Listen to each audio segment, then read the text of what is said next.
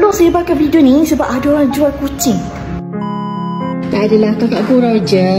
Ni sebenarnya kucing Caswell. So, Yellow ni memang suka duduk dekat dalam kotak. That's why lah kita sediakan satu kotak yang macam ni. Walaupun ni kotak daripada barang pos. Jadi, dia memang sangat suka.